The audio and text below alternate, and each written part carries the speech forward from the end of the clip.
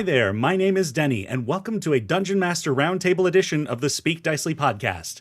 I'm joined by some of my peers from the D&D YouTube-verse with the intention of asking them some questions about D&D and tabletop. But before we get to that, I'd like to give them the chance to introduce themselves and the channels that they come from. Hi, I'm Fred Wheeler. I run the How to D&D YouTube channel. I am on Facebook and Twitter. You might find me on Twitch TV, but I don't use it because I pretty much can't trust my players to say anything, anywhere, without getting me into trouble. So that's where you'll find me. And I talk about everything Dungeons and Dragons. How's it going? No fun allowed. And I don't cause any trouble with my sort of videos. I cover the gambit of D&D, other tabletop role-playing games, and I cover modules and how to run the game. I'm Steely. I do lore shorts and live streams of the D&D modules. Well, thank you all for joining me once again here. And today's episode of this Dungeon Master Roundtable is not really centered on a question.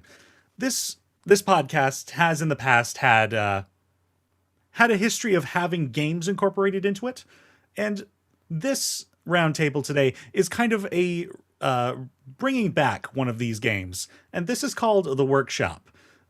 This was an idea pitched to me by a couple of friends from a podcast called Typewriters and Dice, so thank you guys for that.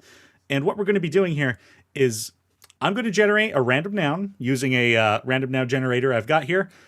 We'll each have 5 minutes to generate. Oh, we're only going to do 2 magic items. Either choose a low, medium, or high, any combination of those two, powered leveled item, inspired by the word that I generate. It does not have to directly relate, just be inspired by. Try and name your items, and as far as what low, medium, or high powered level item means, I'm going to leave that up to you guys. So this is really up to our interpretations. We're going to make some fun magic items here. And perhaps, shall we begin here? I'm going to generate this item. Or, well, not the item. We'll do that here. I'm going to generate the noun. And the noun we've got is measurement. Ooh. All right. We'll see you all here in 5 minutes. All right, folks, we are back from 5 minutes of note-taking and the 2 seconds that Trevor took to come up with his ideas. Oh, that was impressive. I had it in mind. I foresaw the future and knew you were going to do measurement. Are you claiming I am not as random as I say? No, I hacked your account, obviously. Damn. He hacked the future. All right. Well, perhaps to kind of give an idea of how this pitch kind of goes, I'll start with the first one, and perhaps we'll go Fred, Trevor, and Steely, and then we'll go back in that order again. So the first item I made is a low-powered level item, and I have named it Drop Bear. This is a plush animal that you can drop from a high ledge. It falls the distance, and once it hits the bottom, it will float back up and telepathically tell the user the drop distance, allowing one to safely determine whether they'd be able to survive a fall. It, however, does not function properly when dropped in water. No one likes a soggy teddy bear. That's the Drop Bear. Well, it needs proper gravity in order to work. Fred, what did you got for us? I thought we were supposed to do 2. Where's your second one? Oh, do you want me? I could do both of them at once. Sure. You no might worries. we might as well do both rather than besides, my house is really noisy right now. No worries. So the second item I made is a high-powered level item, and this is called the Whip of Equilibrium. And so this whip wraps itself around a creature you target with an attack roll. If you hit, the creature must make a charisma saving throw. If it fails, you absorb some of the essence of the creature and drain its size. If, for example, you are a medium creature targeting a huge creature, you both equalize to meet the size category in the middle. So, for example, a medium and a huge creature, they'd go down to large, and you'd both be large creatures for the duration of 10 minutes. This item and effect can only be used once per day. I dig it. Now, Fred, is the noise level good, or should we go on to somebody else? He's giving a stern look. You better leave me a little bit longer. I can hear the 2-year-old, and it's not calm and quiet in this house right now. And that's what'll happen next. All right, Trevor, how about you take us away then? Alrighty. The first one I have is the stones of measurement, i.e., play on sending stones, but it's measurement stones. And basically, just you give you and your companion have these rocks, and you whisper the command word in it, and it tells you the exact distance between the two of you, so long as you are on the same plane. Ooh, that is good. So if anybody gets teleported away, or if they fall into the abyss, then if they.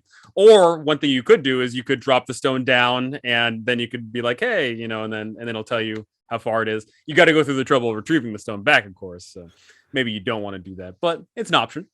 It's not quite drop bear. It's not quite drop bear, no. The second one I have is more of a higher tier item, which would be the Sands of the Multiverse.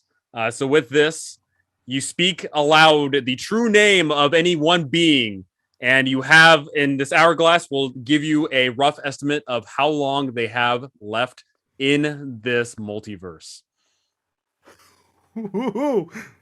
That's a strong item. The interesting thing would be with that item is if a play naturally, if people would be curious and be like, "Hey, how much longer does my character have?" At which point, you as a DM are get real creative with it, because if you give out an estimate, then boom, you gotta make that come true, one way or another. Oh, that is so cool. Is it like a fixed fate, or is there potential, like, if they do something different, suddenly the answer's different? Well, I would say fixed, but the important thing to consider would be in this multiverse. Right. So maybe if it says 1 week from now and it's like, "Oh, I'm perfectly healthy and I'm going to stay indoors all day." Maybe you don't end up in the same multiverse next week. Maybe someone teleports you away somewhere else. Who knows? Woohoo. It doesn't necessarily mean killing you. It just means, something happens. Oh, damn. Yep, that's a fair point. Whew. All right. Steely, what have you got? All right, so my first one is a high level item, and it's a wand. I had a hard time naming it, but you essentially paint the target, and they get a save, and for the duration, you know how far away they are. So if they run, you've got their distance. That's my high level, or my low. Excuse me, that was my low level. My high level, I'm calling the danger scope, and you can attach it to a ranged weapon, and it increases the damage die based off how far away they are. Ooh. So if they're up close, you get D4s, and if they're far away, you get D12s. Oh. And there's like a range. There's finally a use of shooting someone 600 feet away. Exactly. You get D12s at 600, you get D4s at 20. I didn't really come up with a range. But what do you get at 1,000? 20, 40, 60. You what? What do you get at 1,000? 1,000? You only get D12. I mean, D20s. Percentiles if they're really far away. Percentiles for 2,000 feet. Is there like a normal range and a long range at all? A normal or long? I mean, if it's in the normal range, you get the D6s or D8s. Oh, okay. So like if you're in the D10 to D12 zone, you're basically shooting at disadvantage. Right. Okay. Right. Unless you got sharpshooter or yeah, sniper. sharpshooter. Or sharpshooter, yeah, sharpshooter. Yep. Or spell sniper. Ooh, that's really good. All right, Fred, you ready to share? Sure. My low-level item, and frankly, I think all of this was very, very hard, much harder than I thought it would be. I called it the endless rope.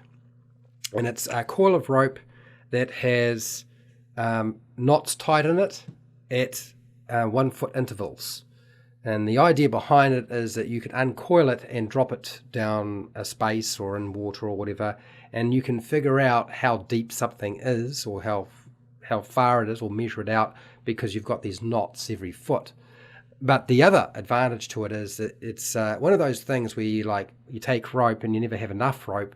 Now you have rope that's endless and it's knotted. And since when we were playing way back at the very beginning when I was playing the game, you always wanted to knot your rope, okay? And if you knotted your rope and it was 50 foot long, it got shorter. So you needed to have more rope, and then you had to tie that rope together. So now you don't have to do any of that. It can measure out the distance for you, and you can climb up and down it, and it's much easier because you've got all those knots that you can haul yourself up on. So the endless rope, that's my low-level item. Then my high level item is an hourglass. Hey,